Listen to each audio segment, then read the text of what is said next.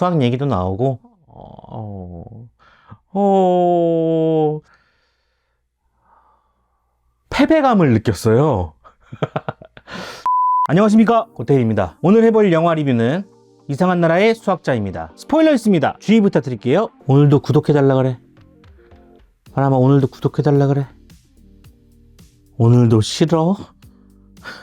리뷰에 앞서서 짧은 감상 후기 한번 해보도록 하겠습니다. 먼저 동명의 책이 있습니다. 2권 정도 있는 것 같아요. 검색해보니까 전혀 상관없는 작품이고요. 감독님은 이상한 나라의 앨리스를 모티브로 삼았을 수는 있으나 제가 봤을 땐 이상한 나라의 앨리스와는 전혀 관계가 없는 것으로 보입니다. 제목만 따온 걸로 보시면 더 좋을 것 같습니다. 영화를 보면은 아시겠지만 죽은 시인의 사회 요런 영화들을 비슷하게 느끼실 수도 있을 것 같은데, 저 같은 경우는 굿윌 헌팅이 오히려 비슷하다는 느낌을 많이 받았습니다. 수학 얘기도 나오고 진정한 스승 이런 면에서 비슷하지 않을까? 닮지 않았을까 생각을 해보는 작품이었습니다. 저는 어떻게 봤냐면요, 나름 재밌게 봤던 것 같아요. 잔잔한 어떤 감동들이 있었던 것 같고, 따스한 느낌, 뭔가 할머니 스웨터 같은 느낌, 그런 느낌을 많이 받았습니다. 단점으로 꼽자면 영화 자체가 수학 같았다, 이렇게 좀 얘기를 할 수 있을 것 같네요. 이것에 대한 자세한 이야기는 뒤에서 더 이야기해 보도록 하겠습니다. 바람이 구독해달라 그래. 구독해주세요 해.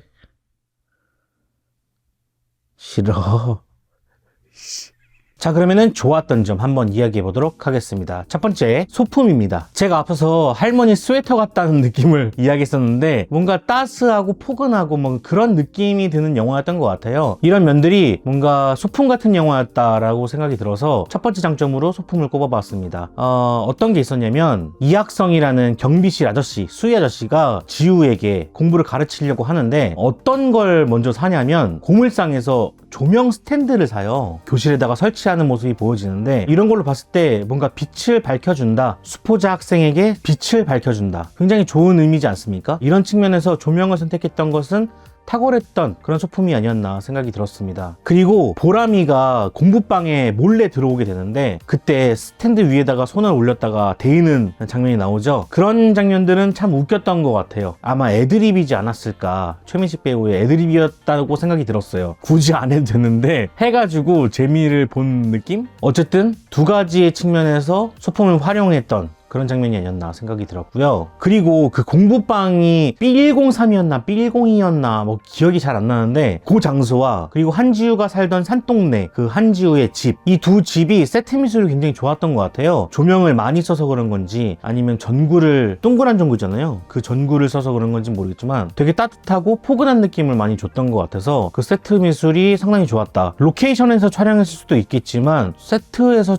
촬영했지 않았을까라는 생각이 들어서 이렇게 말씀을 드리고요. 되게 아기자기한 느낌이 이 영화 분위기를 내는데 상당히 도움이 됐다. 그리고 가장 임팩트 있게 다가왔던 장면이었는데, 바로 파이송을 연주하는 장면이었어요. 여러분들도 보셨으면은 다들 좋았다라고 생각하실 것 같아요. 3.14 어쩌저쩌고 요것을 음악으로 승화시켜서 표현했다는 거. 그리고 이 영화를 홍보하는 영상이 하나 있더라고요. 멜로망스가 이 파이송을 가지고 노래를 부르는 영상이 있거든요. 요거 한번 보세요. 노래가 굉장히 좋거든요. 이 파이송과 멜로망스가 부른 게 똑같은 건지는 제가 비교를 안 해봐가지고 모르겠는데, 음원이 아직 안 나와가지고 두 곡 다 되게 좋더라고요. 여러분들이 아마 들으시면은 반할 만한 서정적인 곡이었다. 수학이 되게 멀게만 느껴졌는데 이 파이송을 들려줌으로써 우리 생활에 굉장히 가깝게 다가와 있다, 그런 거를 보여주는 좋은 장면이었다고 생각을 합니다. 영화가 한 부분이라도 기억이 나면은 굉장히 좋은 영화 같은데, 이 영화에서는 이 부분이 가장 오래 기억에 남을 것 같아서 좋은 연출이었다라고 생각을 합니다. 두 번째는 메시지입니다. 여러분들이 보셨으면 아시겠지만 기본적인 메시지는 입시 경쟁에 대한 사회 문제를 다루고 있죠. 이것이 겉으로 드러나는 어떤 메시지라고 볼 수 있겠고, 여기서부터는 저만의 해석입니다. 누구도 이렇게 얘기하지 않았을 텐데 저만 이렇게 생각하는 걸 수도 있어요. 참고해 주시고요. 이상한 나라의 수학자의 제작기 영상이 있거든요.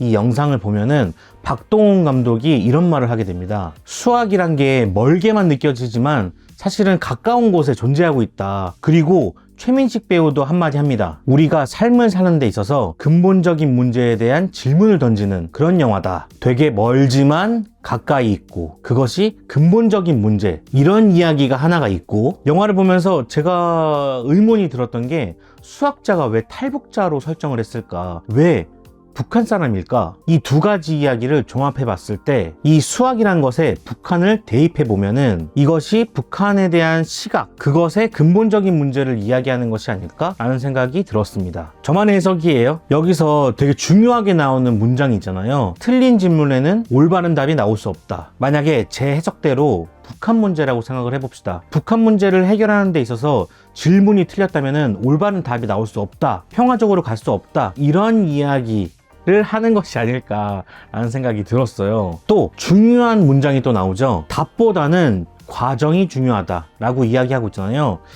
이것 마찬가지로 답은 정해져 있지만 그 답은 사실 먼 얘기잖아요.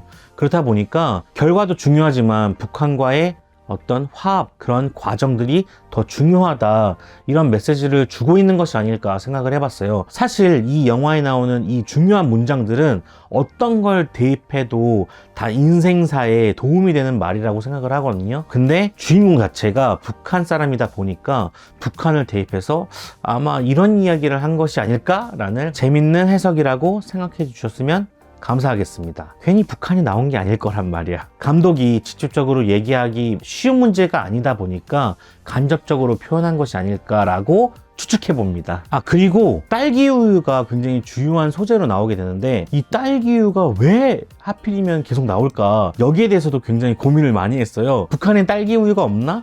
근데 찾아보니까 딸기우유가 있더라고요. 그렇다면은 왜 초코우유도 아니고 바나나 우유도 아니고 왜 딸기우유일까 생각을 해봤는데, 딸기우유에는 딸기가 안 들어간다고 합니다. 여러분 아셨어요? 요즘에야 생과일 주스 해가지고 딸기를 첨가한 우유들이 많이 나오긴 하지만 이 영화 속에 나오는 저희가 쉽게 사 먹을 수 있는 이 딸기 우유에는 딸기가 전혀 들어가지 않는다고 합니다. 전 이것이 어떤 시사하는 바가 있다고 생각을 하는데요. 이학성이라는 사람이 아들을 위해서 남한으로 들어오게 되는데 아들은 북한 사상에 아직도 찌들어 있는 그런 인물로 나오잖아요. 그래서 아들이 죽게 되죠. 그러니까 남한에 아들을 위해서 왔는데 아들이 없는 거예요. 전 이것이 딸기 우유로 대체된 것이 아닐까라는 생각이 들고, 또 이학성이 수학에 대해서 어떤 회의감 같은 걸 이야기하는데, 북한에서는 수학을 핵을 만들 때 쓰게 되는데 남한에서는 그저 수능에서 좋은 대학 가려고 쓰게 된다, 이런 말을 하잖아요. 우리나라 입시 경쟁이 너무 치열하다 보니까는 공부에 대한 본질보다는 오히려 답을 찾아가려는 그런 문제들이 계속 발생하고 있다 보니까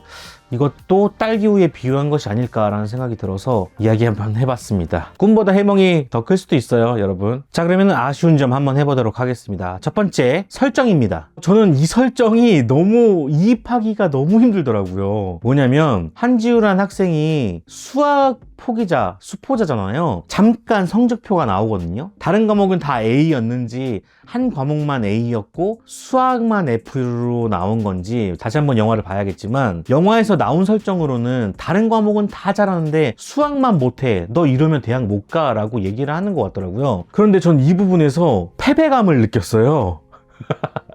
저는 공부를 못했던 입장으로서 그런 느낌을 많이 받았는데, 그러니까 그거예요. 한지우가 불우한 가정에서 명문고를 다니고 굉장히 기특하잖아요. 그런 면에서 응원을 해줄 수는 있겠지만 어쨌든 이 친구가 의리도 있고 공부도 잘하고 명문고도 나왔고 대학도 잘 갈 거고, 그 정도 성적이면은 수학 못하더라도 좋은 대학 갈 수 있잖아요. 앞으로 미래가 쭉쭉쭉쭉 뻗어나가는 게 눈에 보이는데 뭔가 연민을 느낄 수 있는 대상인가? 라는 생각이 저는 들더라고요.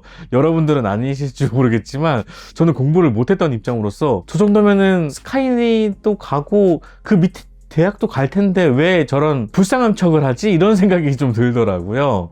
나만 그런 건가? 이 영화에서 나오는 이 감정성 표현과 명문고는 좀 안 맞지 않나 라는 생각이 들었습니다. 만약에 공부를 정말 못했던 사람이 수학자를 만나서 어떤 일련의 과정으로 열심히 해서 공부를 잘해줘서 불우한 환경을 벗어난다면 모르겠는데, 이제 거의 뭐 탄탄대로를 가고 있는 친구가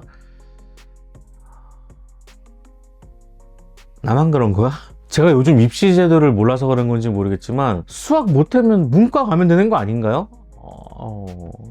요즘 바뀌었나? 자, 두 번째는 공학입니다. 이게 수학을 다루는 영화여서 그런 건지 모르겠지만 스토리에 오차가 없어요. 전형적인 착한 학생 한지우, 무뚝뚝하지만 인간미 있는 이학성, 인기 많은 선생님 같지만 사실은 자기 이속만 챙기는 선생님, 주인공이 왠지 모르게 끌리는 박보람, 안전한 캐릭터들과 안전한 스토리로 구성되어 있다는 것이 참 아쉽습니다. 의외성이 굉장히 적어요. 예측되고 예상되는 답을 향해서 쭉 전진하는 스토리다 보니까 신선도가 부족합니다. 긴장도도 떨어지고요. 특히 박보람 역을 맡은 조윤서 배우는 참 많이 아쉽습니다. 단발 박보람은 정말 최고였는데요. 등장할 때마다 충분히 환기를 시켜주는 역할을 하는 데다가요. 더 많은 걸 해낼 수 있는 캐릭터라고 생각을 했는데 결말을 만들어내기 위한 장치인 거죠. 뭔가 하려다가 중간에 툭 빠져버린 느낌이 들어서 굉장히 아쉽습니다. 제작기 영상에서도 최민식 배우님이